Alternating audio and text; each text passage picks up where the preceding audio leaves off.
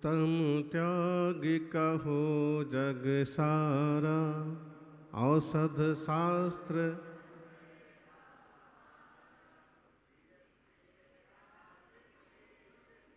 देह चे राग द्वेष निर्वारे, खाता दोनों। ये दो लाइन में बहुत अच्छी चर्चा कवि करते हैं। वो कहते हैं कि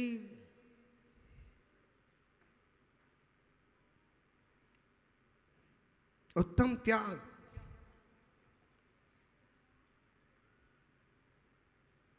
और दो रूप बना दिए उसके, एक तो दान रूप, दूसरा त्याग रूप।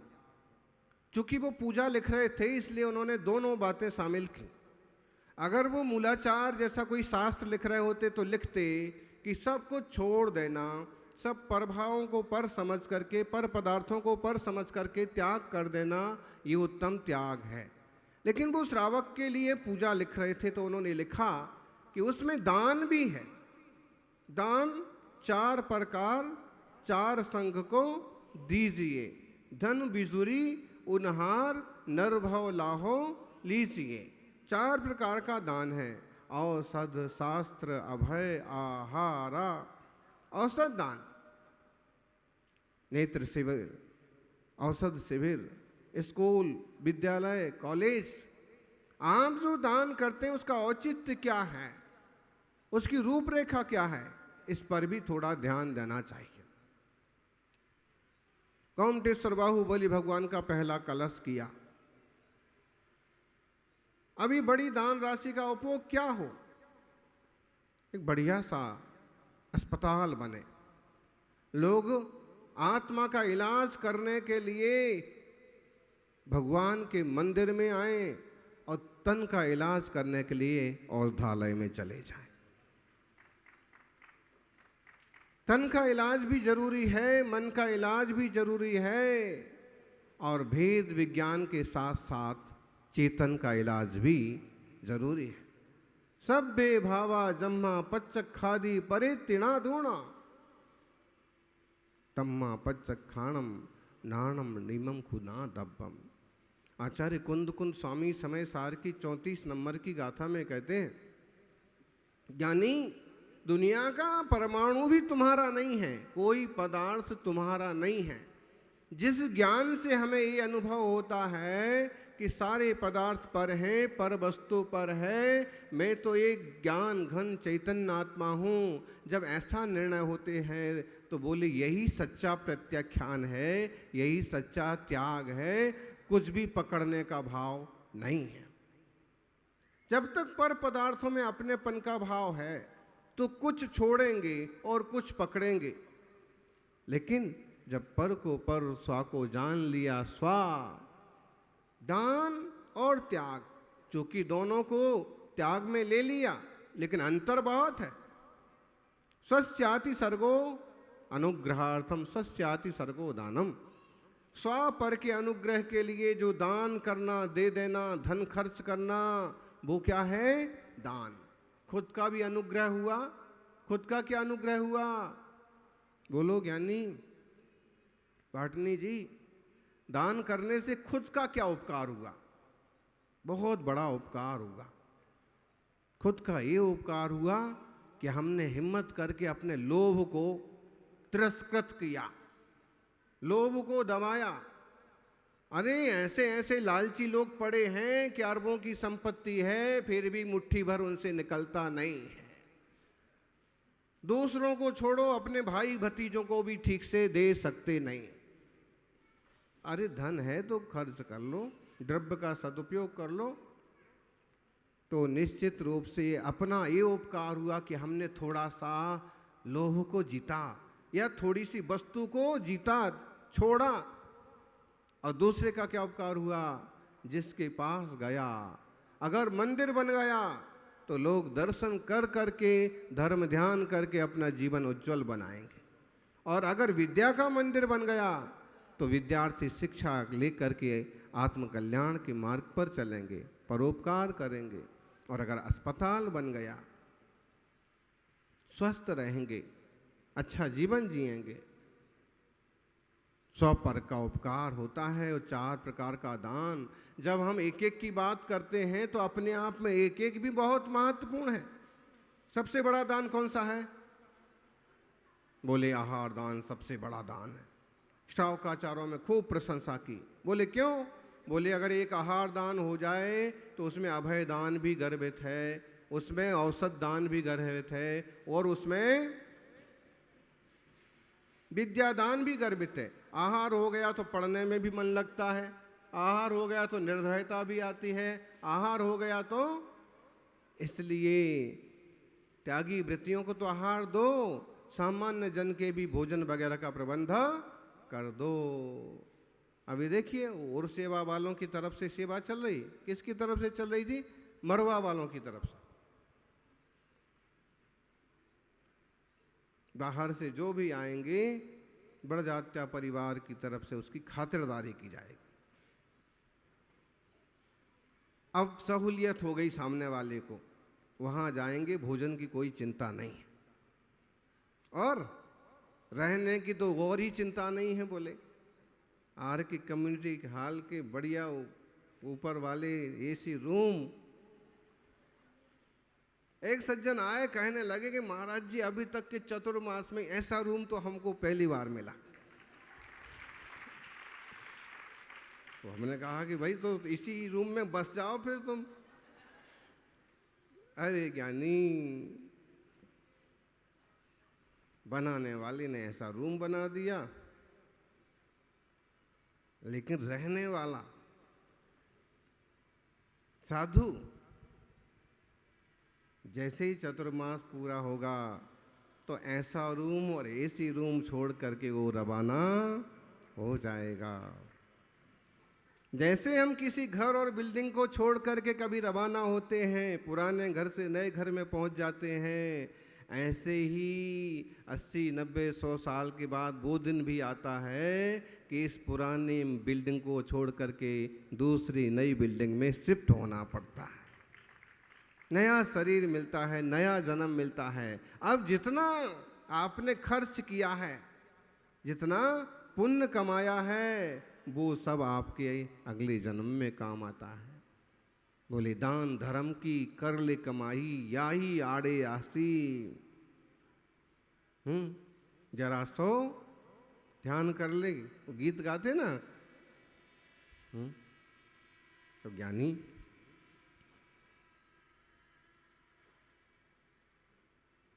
अभयदान श्रेष्ठ दान है, वो भी श्रेष्ठ दान है। किसी के रहने की व्यवस्था, किसी के विश्राम की व्यवस्था। अरे दान बड़े लोगों से हो जाएं, बड़ी अच्छी बात है। आप अपने स्तर से छोटा छोटा दान भी कर सकते हैं। आज भी हमको याद है, अभयदान कहिए, आवास दान का प्रसंग। दक्षिण भारत कर्नाटक की यात्रा में श्रवणबेलगोल तरफ बिहार चल रहा था। कहीं गदग के आसपास लंबा बिहार हो गया, फिर भी विश्राम की जगह नहीं मिली। तब ऐसा नहीं था कि 25-50 आदमी हमेशा आगे पीछे रहें, गाड़ियां दौड़ती रहें। तभी 2 ही साधक थे, और जो भी शहर के युवा वगैरह पीछे लग गए। तो उस समय बेल गांव के 4-5 युवक साथ में थे। अब विश्राम की कोई जगह नहीं मिली, अंधेरा होने लगा, तो हम सड़क पर बैठने लगे, यहीं आज विश्राम करेंगे रात्रि में। तो एक युवक आया उनमें से, थोड़ा दौड़ करके कि बस 50 कदम पर खेत में एक झोपड़ी है, आप वहाँ पधारें। ठीक है, चले गए। वहाँ देखा तो एक बूढ़ी माँ। तो मैंने कहा कि यहाँ तो विश्राम नहीं हो सकता। तो उन दोनों कन्नड़ में बात करने लगे। बूढ़ी माँ ने कहा कि महाराज जी को तो यहीं रुकना पड़ेगा, आगे कोई गांव नहीं है, 10 किलोमीटर तक गांव नहीं है।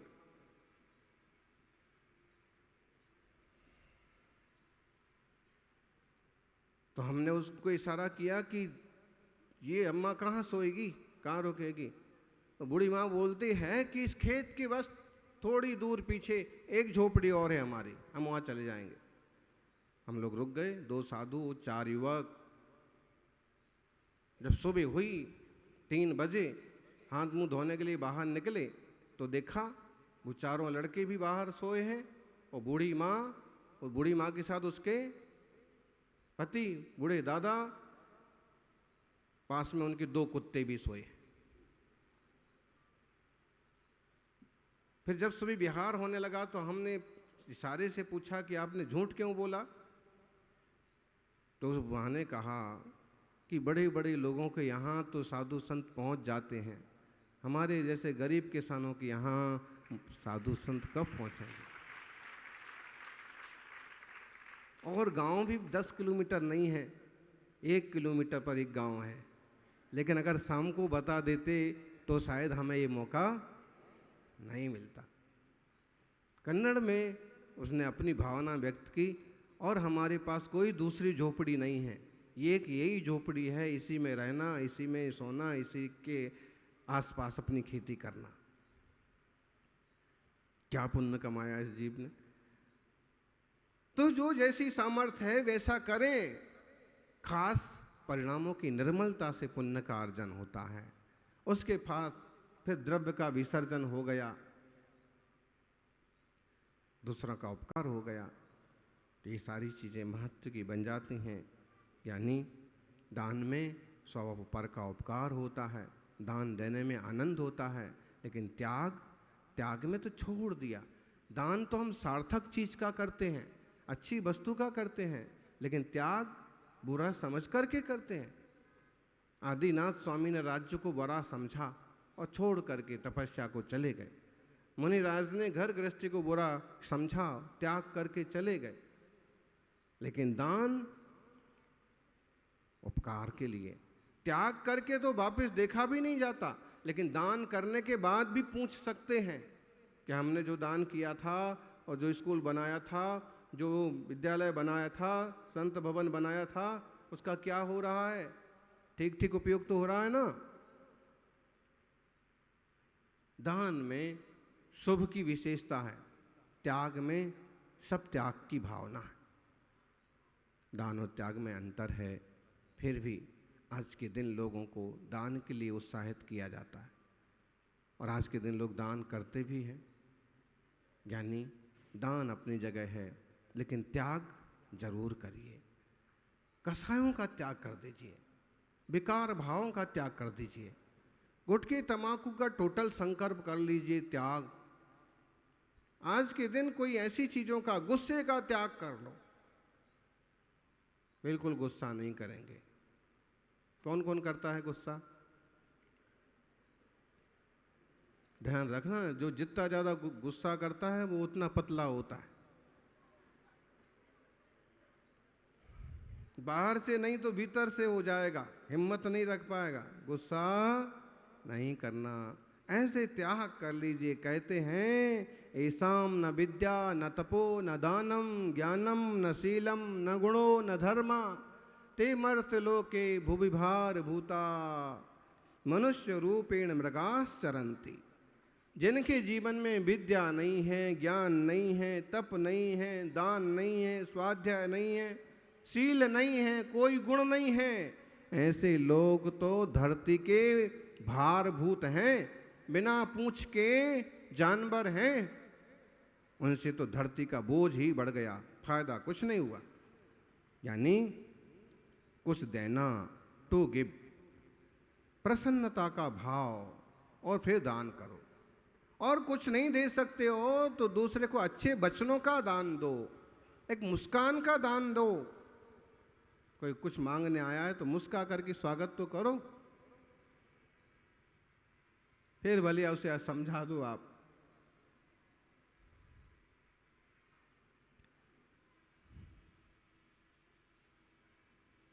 नत्थि चित्ते प्रसन्नम्मि, अगर बिना प्रसन्नता के दिया है दान तो उसका कोई औचित्य नहीं बोले। एक बड़े संत हुए तिरुवल्लुवर, और जिन्होंने तिरुकुरल की रचना की, उसमें कहा पर निंदा भयम यस्य बिना दानम न भोजनम कृतिर्नस्तस्य निर्बीजो बंसो नैव कदाचन। जो व्यक्ति दूसरों की निंदा नहीं करता है, सत्य बोलता है, बिना दान दिए जो भोजन नहीं करता है, ऐसे व्यक्ति का जीवन, ऐसे व्यक्ति का वंश कभी निर्वीज नहीं होता। ऐसे कहते हैं ना कि जो दूसरों को भोजन करा के भोजन करता है, जो करता है बांट कर भोजन का उपयोग, कभी ना व्यापे भूख का उसे भयंकर रोग। बांट करके जो भोजन करता है वो कभी भूखा नहीं रहता है। जो दूसरों को भोजन कराता है, भरे पेट वालों को भोजन नहीं, खाली पेट वालों को भोजन कराओ। अध्यक्ष जी, भरे पेट वालों को तो आप काजू कतली खिलाएंगे तो भी कहेंगे भाई इसमें शक्कर ज़्यादा हो गई, लेकिन खाली पेट वाले को आप सूखी रोटी भी खिलाएंगे तो कहेगा आज तृप्ति हो गई, अच्छा लगा, 3 दिन से तो आधा अधूरा पेट भर रहा था। इसलिए सामान्य दर्जे के लोगों की व्यवस्था भी कैसे भी बने रहना चाहिए। जो दानशालाएं चलती हैं उनमें दान चलते रहना चाहिए। कहीं कहीं तो श्रावकों ने भी भोजनशालाएं खोल रखी हैं, आप यहाँ आओ भोजन करके जाओ। यानी प्रसिद्धि के लिए दान नहीं देना, आत्मसिद्धि के लिए दान देना, स्वार्थ के लिए दान नहीं देना, लोक कल्याण के लिए दान देना। ध्यान रखना, जितनी आकांक्षाएं बढ़ाते हैं उतनी असंतुष्टि बढ़ती जाती है। अगर संतुष्टि रखना है तो आकांक्षाएं छोड़ो। जिंदगी का हर पल हमें कुछ ना कुछ सिखाता है। बुरे दिन आके सिखा के जाते हैं, समता रखना सीखो।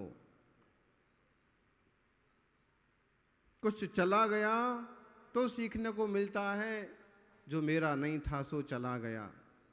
और कोई मांगने आया तो समझ लो आज देने का मौका आया है। भिक्षुका नैव याचन्ते बोधयन्ति गृहे गृहे, दीयताम दीयताम लोको अदातु फलमिद्र सहा। बोले भिखारी जब आते हैं, गरीब आदमी जब कुछ मांगने आता है तो वो मांगता नहीं है, वो शिक्षा देता है। क्या शिक्षा देता है? बोले हे भाई तुम्हारे पास है तो दो, दे दो। क्यों? जिनने कभी दिया नहीं उनका हाल मेरे जैसा होता। मैंने कभी कुछ दान दिया नहीं तो आज मेरा ही हाल है। इसलिए श्रावक जन अपना उदार भाव रखें और अपनी सामर्थ्य के जम सकई तम की रही, जितना योग्य है, जितना उचित है, जितना बन सकता है उतना सहयोग कर दें। किसी का मन न दुखाएं, ये सावधानी बरतना चाहिए। आजकल तो लोग भिखारी को भी दिखा करके देते हैं और भिखारी भी समझ हो गए, भिखारी भी समझदार हो गए। अकेला आदमी खड़ा होगा तो उससे भीख नहीं मांगेंगे, 4 जनों के बीच में खड़े होंगे, फिर आएगा बाबूजी। अब बाबूजी क्या करेंगे? अगर नहीं देते हैं तो 4 आदमी से क्या सोचेंगे? ऐसे नहीं, 4 जन के बीच में आप सच्चे ही मन से उसका सहयोग करो कि भाई देख, भीख मांगने से कुछ नहीं होगा, अमुक तरह का काम कर ले, अमुक हमारी दुकान पर काम कर ले, कोई रास्ता दिखा दो। मांगने वालों को देते रहना भी कोई बड़ी बुद्धिमानी नहीं है। अभी तो उसमें कुछ सामर्थ्य है, उसमें कुछ स्किल है, कोई कला है, उस टाइप का उसे काम दिला देना, उसे किसी काम से जोड़ देना ताकि उसका जीवन चलता रहे। सज्जनों, जितना ज़्यादा अटैचमेंट होता है छोड़ने में उतना ही ज़्यादा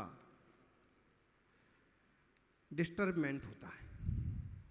अगर अटैचमेंट नहीं है किसी चीज़ का तो कोई उठा ले जाए कोई दिक्कत की बात नहीं है, किसी को दे दें कोई बात नहीं।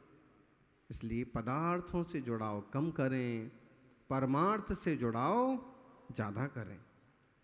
परस्परोपग्रहो जीवानाम टू हेल्प ऑन अनदर, एक दूसरे का सहयोग।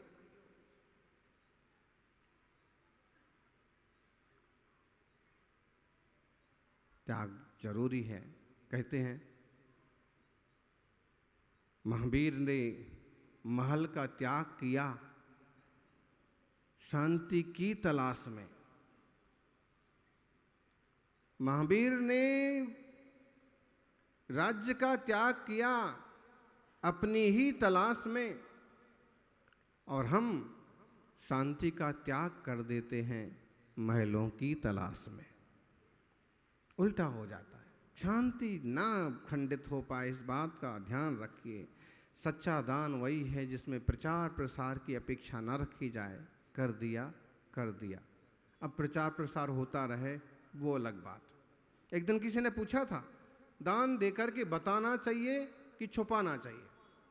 पहली बात तो है, एक दान एक हाथ से दिया तो दूसरे हाथ को भी मालूम नहीं पड़ना चाहिए, एक बात। अब दूसरी बात, दान देने के बाद वो दान बताना चाहिए जो बताने लायक है। जैसे आपने गुरुकुल बनाया है, जैसे आपने विद्यार्थियों का सहयोग किया है, गर्ल्स कॉलेज खोला है, स्कूल का जीर्णोद्धार कराया है, आप बताइए, लोगों को मालूम पड़ना चाहिए। इससे अगर आप प्रज्ञावान हैं तो इसका भाव आप ऐसा निकालेंगे कि इस तरह से शायद कुछ लोग और प्रेरणा लेंगे और वो भी विद्यार्थियों की, गरीबों की हेल्प करेंगे।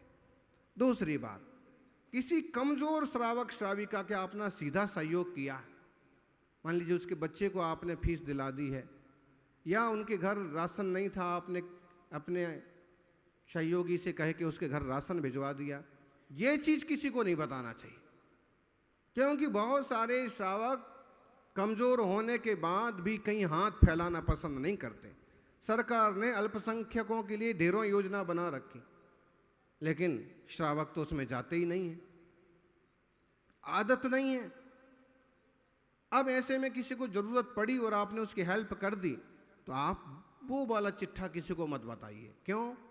क्योंकि अगर उसे मालूम पड़ेगा कि भाई साहब ने हमें सहयोग किया और लोगों को बताया, तो उसे ऐसे लगेगा कि जैसे उसका सम्मान कम हो रहा है, गिल्टी फील हो सकती है कि मुझे मांगना पड़ रहा है, मुझे सहयोग से जीवन जीना पड़। तो जिसमें किसी व्यक्ति से गिल्टी फील हो सकती है, वो काम, वो चीज़ छुपा लेना, गुप्त दान, ये बस तेरा काम हो गया, किसी को बताने की ज़रूरत नहीं है। ऐसा करने वाले श्रावक भी हैं, आपके बीच में भी हैं। तो जहाँ दिखाना है वहाँ दिखा दो, जहाँ छुपाना है वहाँ छुपा लो। यानी कुछ देने के लिए, बोलते हैं ना, कमाने के लिए दिमाग चाहिए, लेकिन खर्च करने के लिए जिगर चाहिए।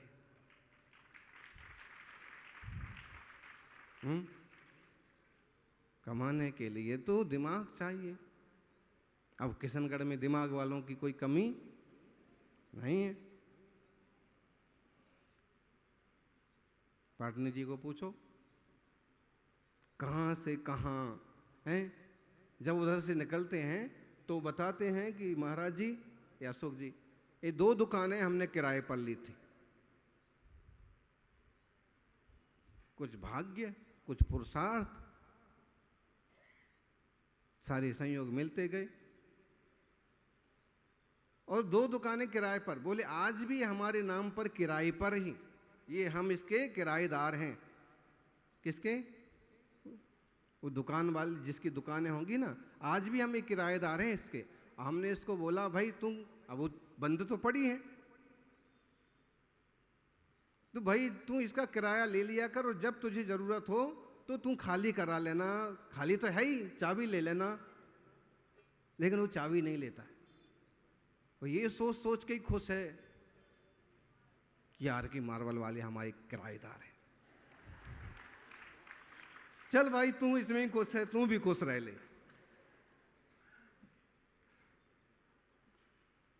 तो बोले कमाने के लिए दिमाग लगता है, लेकिन खर्च करने के लिए दिल लगता है, कहाँ लगाना है, इसका सही उपयोग कैसे होगा,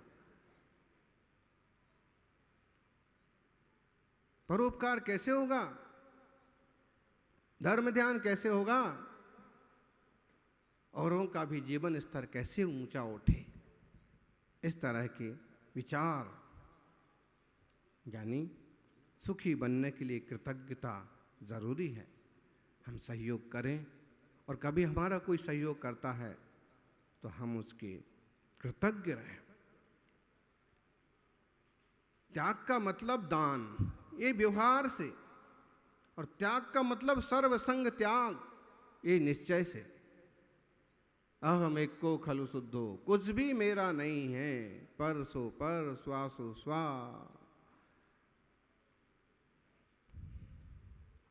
एक कवि हुए तुलसी, तुलसी ने एक दोहा लिखा, तुलसी पंछिन के पिए, घटे न नदियन नीर। वो कहते हैं कि भाई पंछी अगर पी जाए तो नदियों का कोई पानी घटने वाला नहीं है। दान दिए धन ना घटे,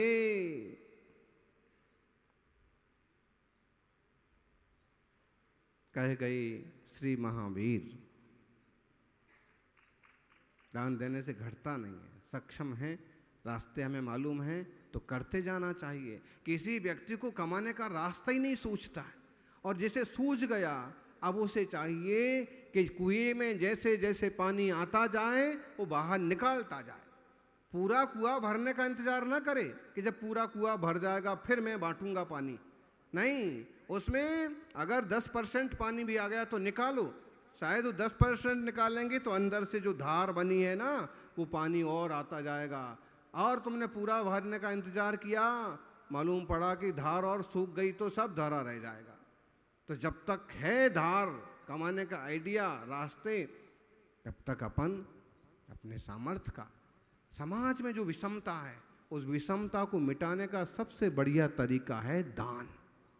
जो नहीं पढ़ पा रहे थे उन 10 बच्चों को गोद ले लिया, इनको हमारी तरफ से पढ़ाओ। उन 10 परिवारों में राशन भेज दिया, भाई इनके भोजन का प्रबंध करो। समाज में समतौलता आती है। देखा जाए तो देश में, दुनिया में गरीबी नहीं है, गैर बराबरी है। गरीबी क्यों है? गैर बराबरी है। किसी के पास तो भोजन का भी प्रबंध नहीं है, और किसी ने गोडाउन के गोडाउन ताले बंद करके रख रखे हैं अनाज के। तो निश्चित रूप से आज से उत्तम त्याग का दिन है। हम सभी उत्तम त्याग करे जो कोई, भोग भूमि सुर शिव सुख होई।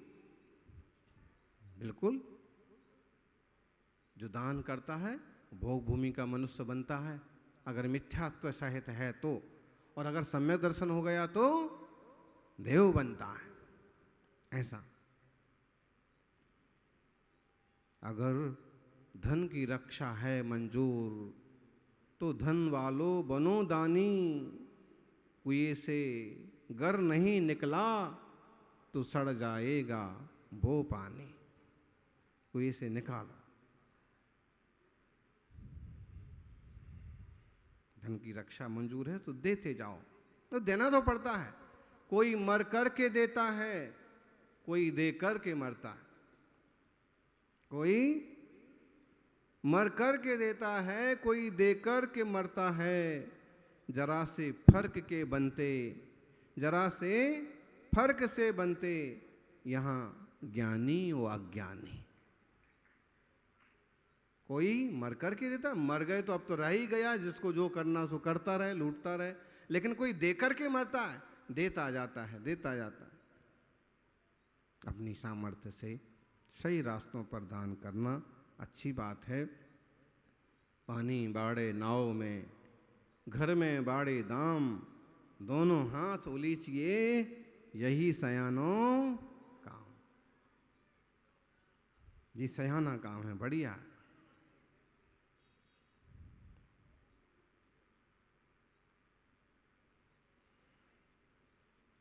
कुछ लोग ऐसे होते हैं चोरी करे निहाई की, सुई का करते दान। जो रिश्वतखोर वगैरह लोग होते हैं, चोरी करे निहाई की, सुई का करते दान।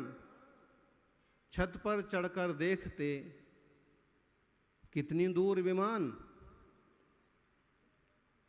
कुछ लोग ऐसे भी होते हैं कि गलत ढंग से रुपया इकट्ठा करते हैं और इतना सा दान करते हैं और भावना ये रखते हैं कि स्वर्ग का विमान आया कि नहीं आया।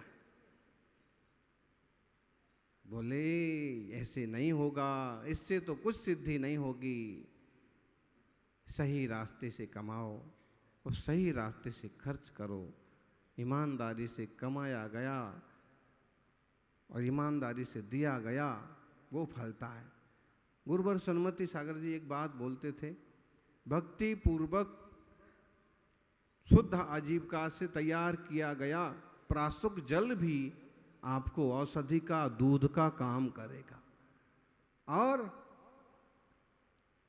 बिना भक्ति के, बिना शुद्ध आजीविका के दिया गया हलवा मिष्टान्न भी आपको दस्त कर जाएगा। निष्ठा, ईमानदारी के लिए भी जगह बनाई, जैसे आप लोगों की निष्ठा है बनी रहे।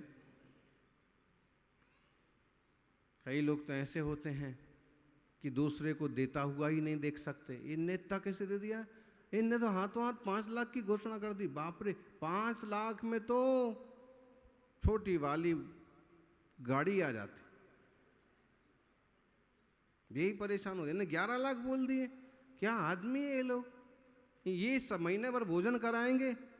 अरे ये खुद ही खाते तो 2 साल तक खाते रहते। अब ऐसे भी सोचते हैं। इस टाइप से सोचने वाला मंदभागी जीव है, ना कर पा रहा है और कर दिया तो उनकी अनुमोदना भी नहीं कर पा रहा। अनुमोदना तो कर लो कि भाई इतना सा कलश और तुमने करोड़ों में लिया। बात कलश की नहीं है, बात परिणामों की है, बात धन के नियोजन की है, परस्पर सहयोग की है। अनुमोदना करना सीख लो। वो किस्सा सुना होगा, लोग अकबर बीरबल बोलते हैं, हम राजा शरणक बोलते हैं। वो भी बड़े संपन्न प्रज्ञावान सम्राट थे।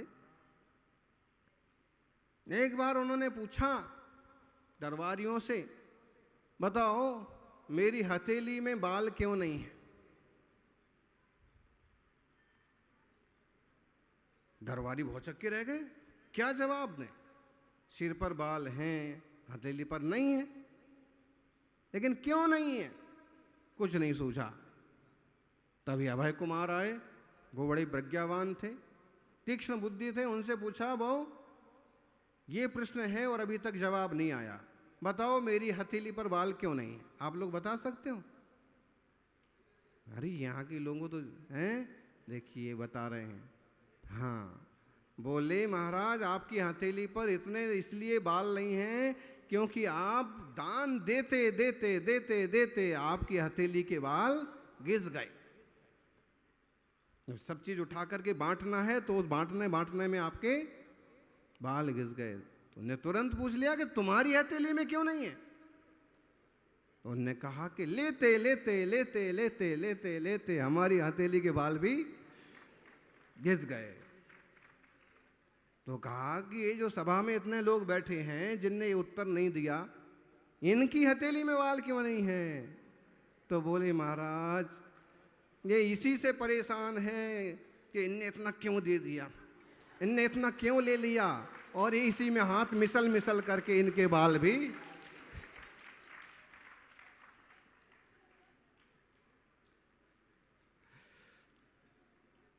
राजा दान दे, भंडारी का।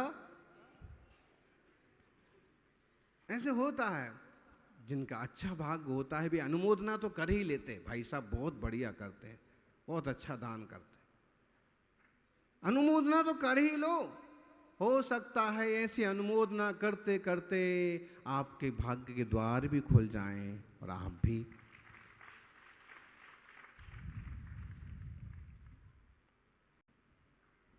आत्मार्थियों, अद्भुत है यह जिन धर्म, यहाँ की श्रेष्ठ दान की परंपरा। लेकिन आज हम केवल दान पर चर्चा नहीं कर सकते, क्योंकि क्षमा, मार्दव, आर्जव, शौच, सत्य, त्याग, संयम, संयम के ऊपर तप तक पहुंच गए महामुनि राजों का महान तप। अब हम सिर्फ दान की बात करें तो वो श्रावकों के लिए तो उचित है, लेकिन यहाँ तो उत्तम त्याग का मतलब है देह को भी अपना नहीं मानने वाले मुनि राजों का आत्मनिष्ठ होकर के अंतर्मुख साधना करना। उत्तम त्याग, सर्वसंग त्याग। त्याग क्या, हम किसे त्याग सकते हैं? त्यागोपादान शून्यत्व शक्ति। अशोक जी, अमृतचंद्र स्वामी ने 47 शक्तियों की चर्चा की है, आत्मा की 46 शक्तियां, उसमें एक शक्ति दी है त्यागोपादान शून्यत्व शक्ति। बोले हमारा आत्मा तो ऐसा है कि वो ना तो कुछ ग्रहण करता है बाहर का, और ना वो अपने आत्मा का कुछ छोड़ता है। करता है क्या? ये कर्म और आश्रव बंध भी तब तक ही हो रहे हैं जब तक हम अज्ञान भाव में। अगर ज्ञान भाव में हैं तो आश्रव बंध भी ना हो, तो आत्मा कुछ बाहर से नहीं ग्रहण करता है। इसे केवल ज्ञान बाहर से नहीं लाना है, भीतर से पैदा होगा। और अपना कुछ भीतर का छोड़ता भी नहीं है।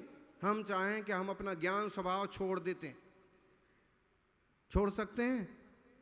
हीनादिक हो सकता है, भूल सकते हैं, लेकिन ज्ञान छूटेगा नहीं, आनंद छूटेगा नहीं। जो आनंद स्वभाव है दुख रूप परिणमित हो जाएगा, सुख रूप परिणमित हो जाएगा, लेकिन आनंद स्वभाव छूटेगा नहीं। तो ये जीव जो है अपना तो कुछ छोड़ता नहीं, पर का कुछ ग्रहण करता नहीं।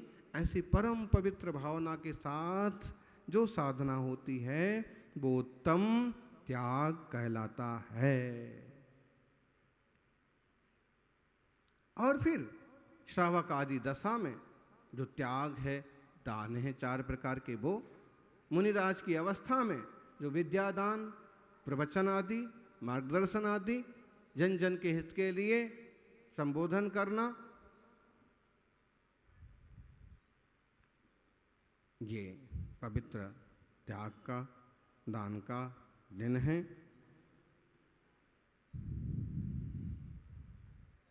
कितना बढ़िया विधान चल रहा था। विधान में एक लाइन जयमाला में बार बार आ रही थी, जो त्यागे सो गुरु हमारा।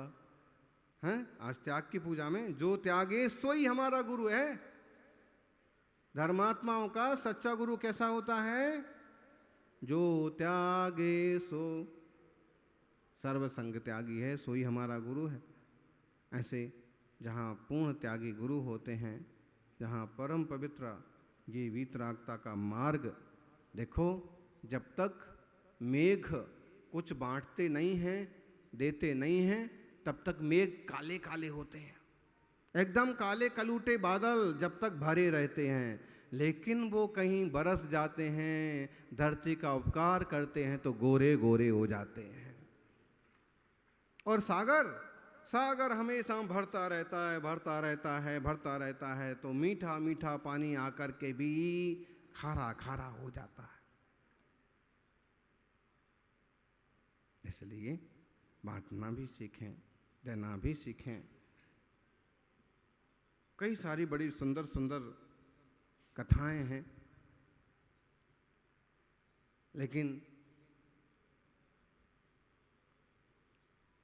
अपन तो अपनी ही कोई कहानी बनाएं कि भले क्षमता कितनी भी हो, लेकिन अपनी क्षमता के हिसाब से छोटा मोटा थोड़ा मोड़ा दान और पर का सहयोग करें। कोई भूखा पशु पंछी भी आ गया तो बचा खुचा जो कुछ वो ही डाल दो। प्लास्टिक में भर करके कभी कुछ खाने की चीज मत फेंको। 2 रोटी है, उसमें से आधी रोटी कोई भूखा आदमी आ गया उसे दे दो। जितना संभव है अपने मन को त्यागी बनाएं। तन से त्यागी तो आप जब बन पाएं तब बन पाएं, मन से त्यागी बन जाएं तो एक दिन तन से भी त्यागी बन जाएंगे। और मोक्ष के भागी बन जाएंगे। जय बोलिए उत्तम त्याग धर्म की। ओम।